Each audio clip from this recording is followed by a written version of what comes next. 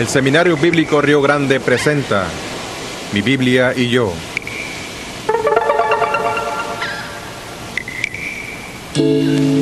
Le ofrecemos un análisis profundo de cómo estudiar la Biblia personalmente usando el método inductivo.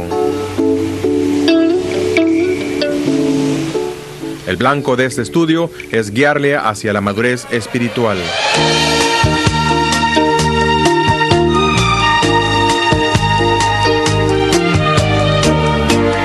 Viviendo en las alturas.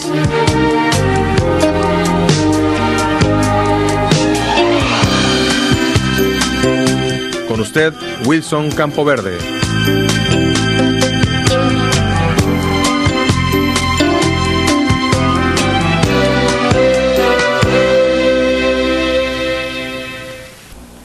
Entendemos que la aplicación tiene que ver con contestar a esta pregunta. ¿Cómo afecta el principio que he encontrado a mi vida? ¿Qué diferencia hace esto en mi vida? Ahí está la clave. Esto tiene que ver con la práctica.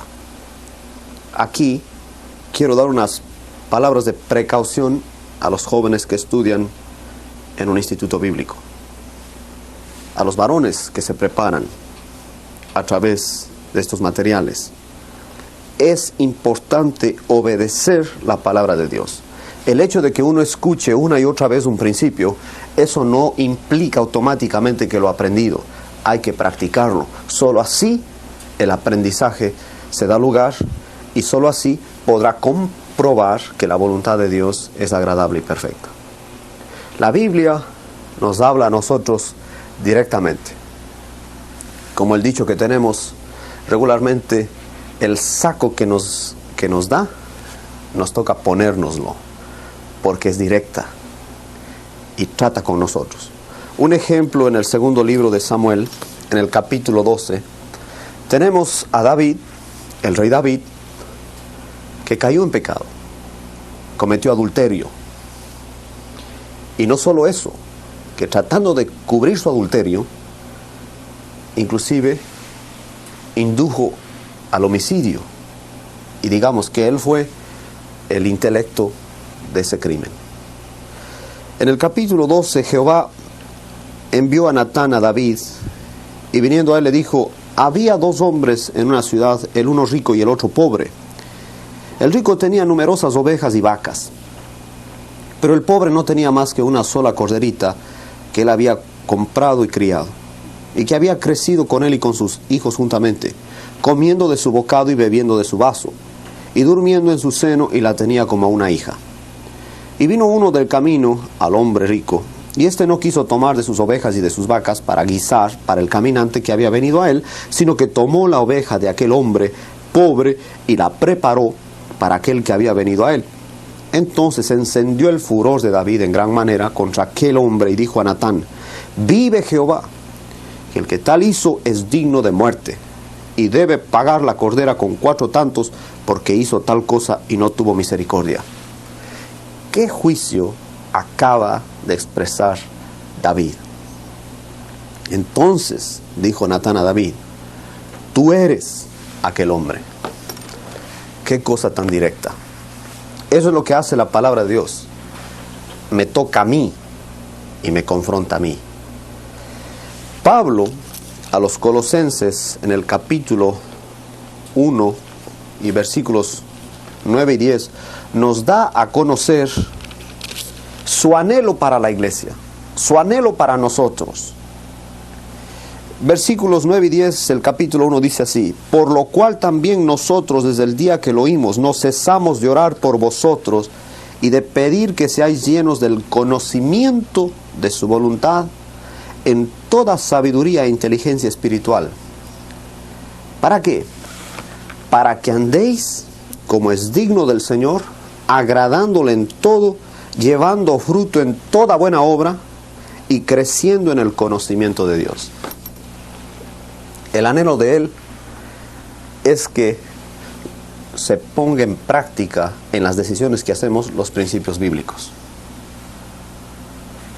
Ahí está la clave. Quiero entonces que veamos 4 elementos que están dentro de la aplicación. En primer lugar, la teoría. Usted puede observar, puede interpretar. Eso, digamos, un ejercicio teórico. Descubre el principio. Ya tiene, a través de las enseñanzas, un tesoro. Ahora, ¿qué va a hacer con esa teoría? Hay una anécdota muy conocida de un predicador que por varios domingos predicó el mismo sermón en su iglesia. Y claro, uno de los líderes se acerca al predicador y le dice: ¿acaso no tiene otro sermón? ¿Por qué nos predica el mismo sermón por varias semanas? Y él les contesta diciendo: el momento en que ustedes practiquen este sermón, ya estarán listos para recibir otro sermón. A veces tenemos que hacer eso, ¿verdad?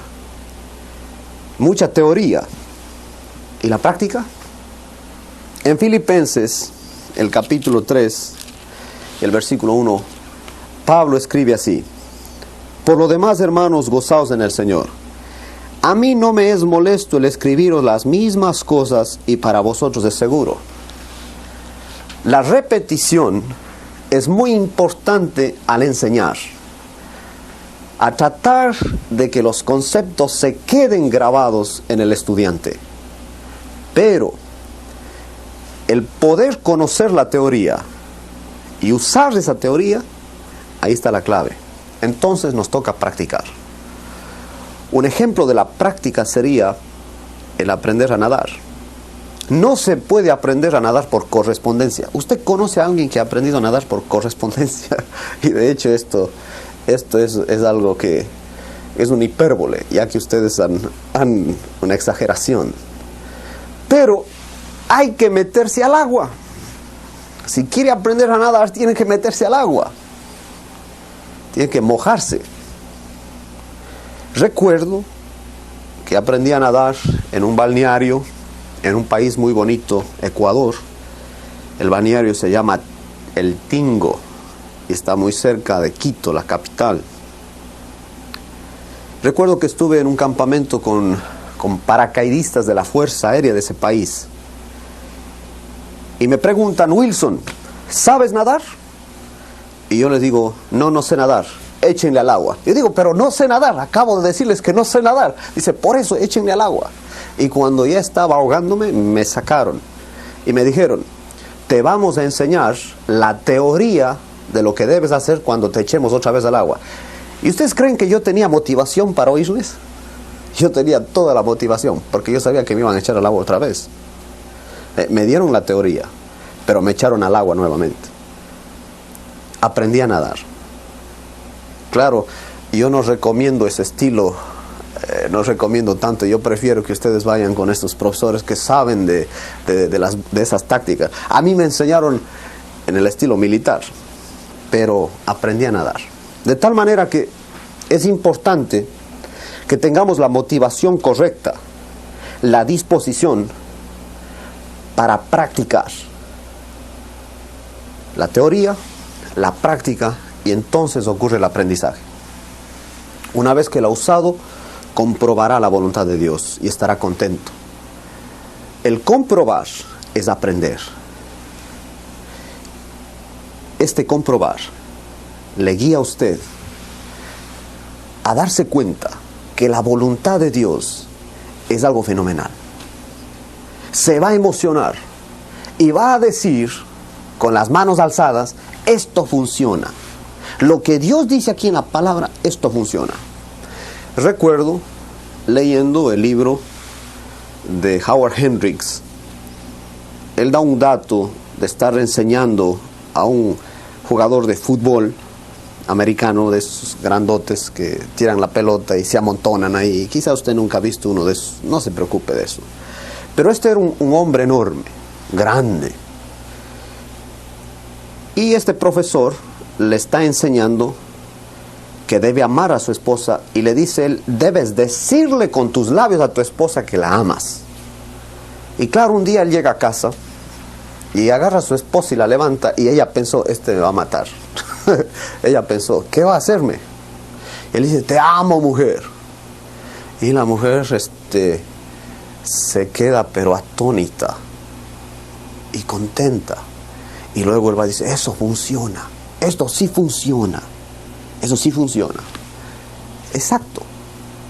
Uno aprende cuando lo usa. Ya las enseñanzas están, los ejemplos están. Ahora tengo que ir, hacerlo y aprender. El Señor Jesucristo era alguien experto en hacer eso con sus discípulos. En el Salmo 1 y el versículo 3 hay una promesa para aquel que basa su vida en la Escritura. Y esta promesa es una promesa de éxito. De hecho, éxito en los términos de Dios, no en los términos humanos. En el versículo 3 dice así al final, y todo lo que hace prosperará. Prosperará. Ahí está la clave para alguien que está aprendiendo. Va a prosperar. Y en el Nuevo Testamento la palabra clave es madurará. Será un hombre cabal, un hombre íntegro, una mujer que ama a Dios, una mujer virtuosa, como dice Proverbios 31. De tal manera que quiero que veamos por un momento al Señor Jesucristo enseñando a sus discípulos, mostrándoles en la práctica y a la vez ver que los discípulos, a pesar de esas enseñanzas, no aprendieron. Vamos a Juan, capítulo 6, por un momento. Y de los versículos 1 al 15 tenemos el evento de la alimentación de los 5,000 varones, que tenemos entendido, la multitud entonces era mucho más que 5,000. No vamos a especular, pero aquí dice 5,000 varones. Y el Señor, en el versículo 5, hace esta pregunta, y se la hace a Felipe. ¿De dónde compraremos pan para que coman estos? Y claro, Felipe dice, Señor, 200 denarios no bastaría. Él es típico como nosotros. Cada vez que queremos organizar una campaña evangelística, un evento en la iglesia, no hay dinero. Eso es verdad. Eso es. Aquí está un buen maestro, Felipe. Esa es nuestra reacción. No hay dinero. Bueno, el Señor de todas maneras hizo el milagro. Y dio de comer a la multitud hasta que se saciaron. Y me gusta muchísimo a mí en este pasaje, porque en el versículo 13 hay un dato ahí que es fantástico. Miren lo que dice. Recogieron pues y llenaron 12 cestas de pedazos. ¿Cuántos discípulos eran? Exacto, 12. ¿Y cuántas cestas de pedazos recogieron? 12. ¿Eso qué implica? Una para cada uno. Imagínense cada uno sosteniendo una canasta de... ¿Y no que no había? Pues sí, aquí hay. Dios hizo el milagro. Y se emocionaron. Se emocionaron. Más porque en el versículo 15 el Señor se dio cuenta que iban a apoderarse de él y hacerle rey. Volvió a retirarse al monte él solo. Es muy interesante porque en Mateo 14, y aquí estoy citando los pasajes paralelos, es decir, otra porción en el Nuevo Testamento, en los Evangelios, que habla del mismo evento y nos da más luz del evento. En Mateo 14 tenemos más datos. Se emocionaron tanto que el Señor tuvo que ponerlos en una barca y decirles, váyanse a la otra ribera, váyanse al otro lado. En 14:22 el Señor dijo a sus discípulos, les hizo entrar en la barca e ir delante de él a la otra ribera, entre tanto que él despedía a la multitud. Despedida la multitud, subió al monte a orar aparte, y cuando llegó la noche estaba allí solo. Vieron a Jesús hacer algo que nadie había hecho. Dar de comer a cantidad de gente, ¡qué lección! Uno diría, ya con eso basta. Vieron al Señor hacer algo maravilloso, pero no. Dentro de la barca están en una situación difícil. Y ahí vienen las pruebas, pues. Ahí se ve el calibre en las situaciones difíciles, no cuando todo anda bien. La aplicación se ve en los momentos difíciles. Si yo en este momento le pongo delante de usted, e imagínese esto, unas latas sin etiqueta, y le digo, sírvase estas sardinas. Y usted dice, ¿cómo sabe que son sardinas? Si la etiqueta no dice nada. ¿Cuál sería la manera de darnos cuenta que hay ahí dentro? Exacto, abriéndolas. Y usted dice, no eran sardinas, eran zanahorias. Perdón, me equivoqué. Una persona, nosotros la vemos, y quizás tiene una etiqueta o no tiene etiqueta, pero la única manera de darnos cuenta de lo que está hecho y de lo que hay ahí dentro es abriéndola. Y en los momentos de las crisis se ve lo que hay adentro del corazón del hombre. Allí, en la aplicación, se ve la madurez. Ahí se prueba. Y aquí estos discípulos acaban de ver semejante milagro. Y dentro de la barca, a la cuarta vigilia de la noche, dice el versículo 25, Jesús vino a ellos andando sobre el mar. Y los discípulos, viéndole andar sobre el mar, se turbaron diciendo, un fantasma. Ven al Señor y le culpan de ser un fantasma. ¿Por qué? Porque ni estaban esperándolo, ni estaban pensando en lo que Él podía hacer, porque Él es Dios, Él puede caminar sobre las aguas, Él puede resucitar muertos, Él puede hacer lo que Él quiera, porque es Dios. Y cuando lo ven venir, se asustan. ¿No le pasa a usted eso? Que en los momentos de crisis no sabe qué hacer, y cuando el Señor viene a ayudarle, usted se sorprende. Otro ejemplo de ese mismo calibre es cuando los discípulos están orando porque Pedro está en la cárcel. Y Dios manda un ángel a que lo saque de la cárcel. Y Pedro llega a la casa donde están y toca la puerta y Rode, que señorita, se asusta. Porque ve a Pedro ahí y va y les dice que Pedro está en la puerta. Ellos están orando que el Señor le libere. Y luego ella llega y dice, Pedro está en la puerta. Él dice, estás loca. O sea, no hemos aprendido. En la práctica nos toca aprender.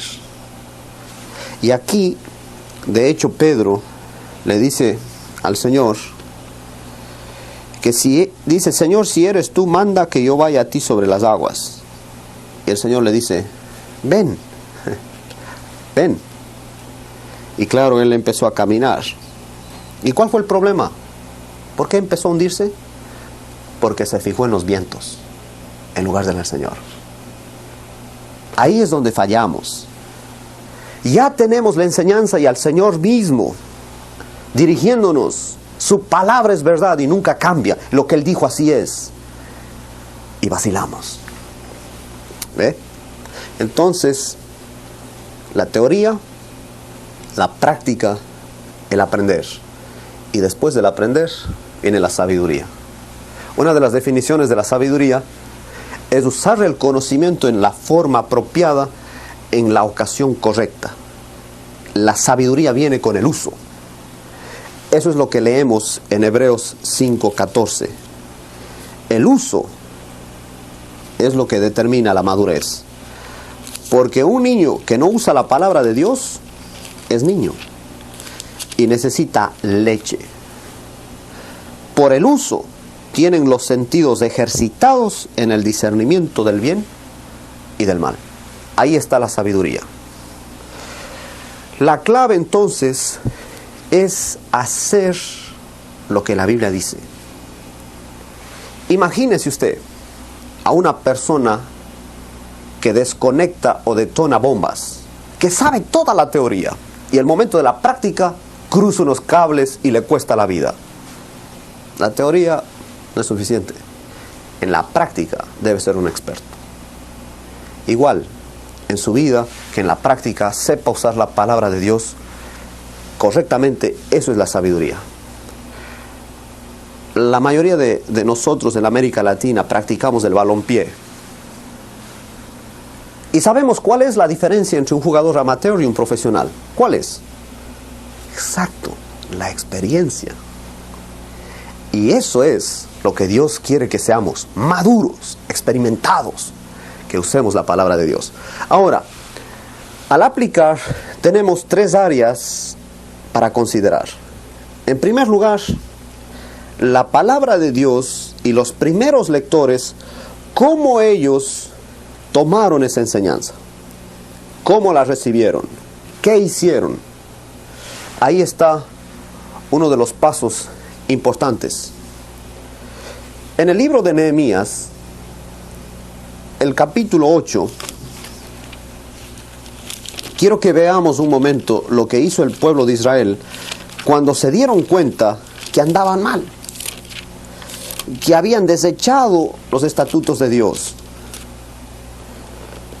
Se dieron cuenta, en el versículo 14 dice: hallaron escrito en la ley que Jehová había mandado por mano de Moisés que habitasen los hijos de Israel en tabernáculos en la fiesta solemne del mes séptimo, y que hiciesen saber y pasar pregón por todas sus ciudades y por Jerusalén, diciendo: salid al monte y traed ramas de olivo silvestre, de arrayán, de palmeras y de todo árbol frondoso, para hacer tabernáculos como está escrito.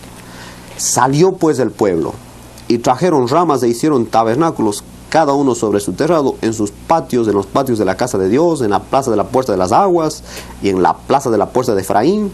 Y toda la congregación que volvió de la cautividad hizo tabernáculos, y en tabernáculos habitó, porque desde los días de Josué, hijo de Nun, hasta aquel día no habían hecho así los hijos de Israel, y hubo alegría muy grande. Y leyó Esdras en el libro de la ley de Dios cada día, desde el primer día hasta el último, e hicieron la fiesta solemne por 7 días, y el octavo día fue de solemne asamblea según el rito. Volvieron a la palabra de Dios y hubo un gozo tremendo. Luego nos toca pensar en uno mismo, en la persona que estudia. Le afecta a uno. Como en Efesios 4, 17 al 32 tenemos la lista de cosas que tenemos que hacer, los cambios que deben efectuarse en nuestra vida.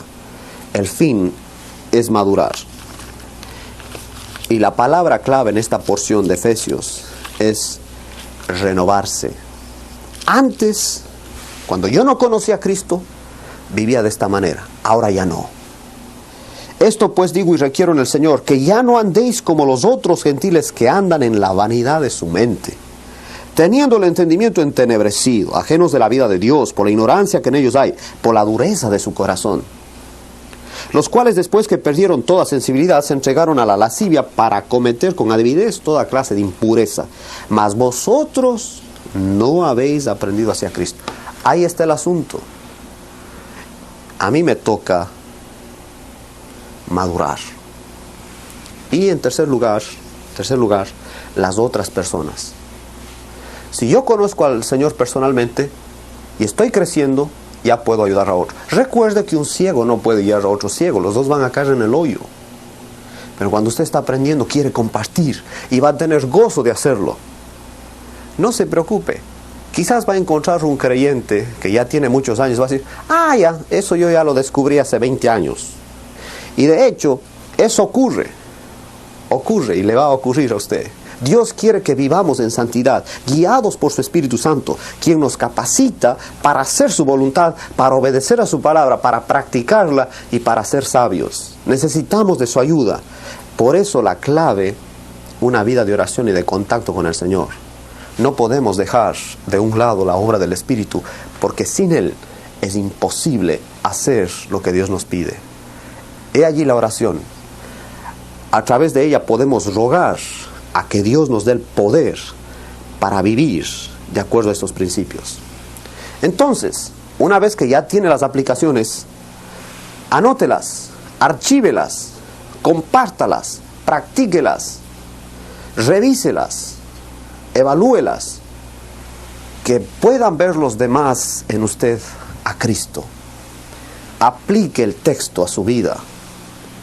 Aplique lo que Dios quiere que usted haga. No piense en los demás, piense en usted primero, luego comparta. Y ahí está la clave.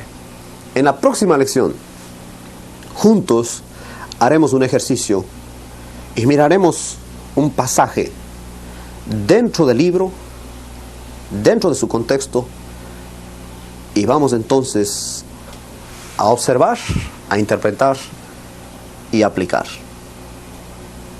Nos vemos en la próxima lección.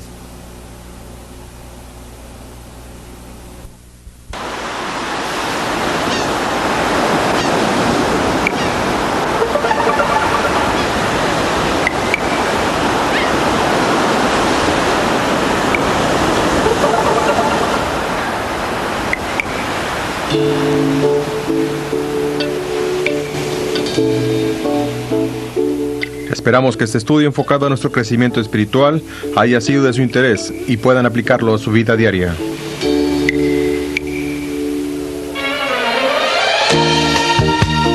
Les recordamos que antes de pasar a la siguiente lección, realicen los ejercicios que están en su manual.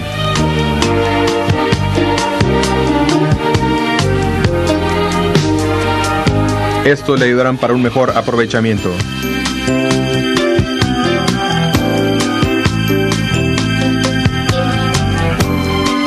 Hasta la próxima.